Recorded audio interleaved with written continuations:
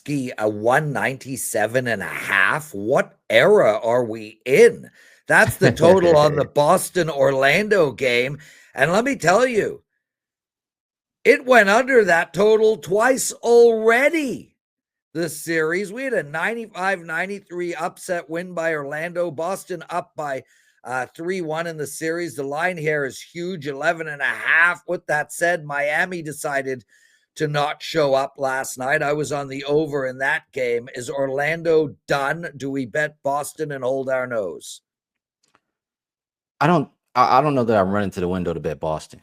I mean, Orlando has shown they can be at least a little competitive. Like a lot of these games were semi-close, and then Boston kind of ran away at the end. But even if you look at them, the last 3 games, plus 11.5 would have covered for Orlando. So I think it's a little bit too much for a Boston team who Tatum still dealing with the, banged up wrist. Jaylen Brown also banged up. Holiday, I don't believe is playing.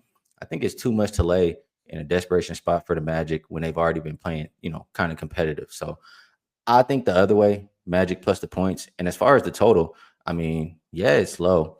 But that last game we just saw go over, and neither team shot 30% from 3. Both teams are capable of getting to the free throw line. If Boston heats up, they can shoot with the best of them from 3-point. I'm not running to the window to bet under. I'll say this. For over bettors, we've seen a couple times for the Celtics, like the first half, cruising, Yeah. and the second half just slows to a crawl. So I think for over bettors, I would recommend first half. And if I'm making a full game wager, it is Magic plus the points. There we go. Skee, last game, LA Clippers playing Denver. And man, we got another 2-2 series. Denver winning by 2 against the Clippers in the last game. How are we betting this one, man? It's -1.5. If you do decide to bet the Clippers at -1.5, take the money line at -130. Much better bet. Total again low, 208.5. Fill us in. Yeah, well, the first thing that stands out to me here is, like you said, it's a tied series, and you have the road team as the favorite.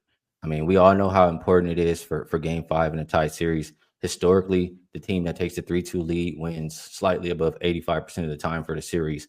So naturally, it's a little bit uncommon for the road team to be favored in this spot. The past 23 years, we've seen it 10 times. So that's the first thing that stands out to me. Then I look a little bit closer. I mean, this is still a Nuggets team that fired their coach before the playoffs. So the longer the series goes on, in my opinion, the coaching advantage goes more and more towards the Clippers. They may not have the best individual player. We know how great Jokic is, but I think they have the better team. And I think they've been playing the better basketball from the end of the season until now. You look at Michael Porter Jr. banged up for the Nuggets, Russell Westbrook banged up. We're not sure if he's going to play. Also, the Nuggets have been playing 4 out of 5 starters, like 40-plus minutes. I just think the Clippers a little bit deeper. They're healthy. They're fresher. They're better. I think the Clippers can win this game. It's $5 Tuesday.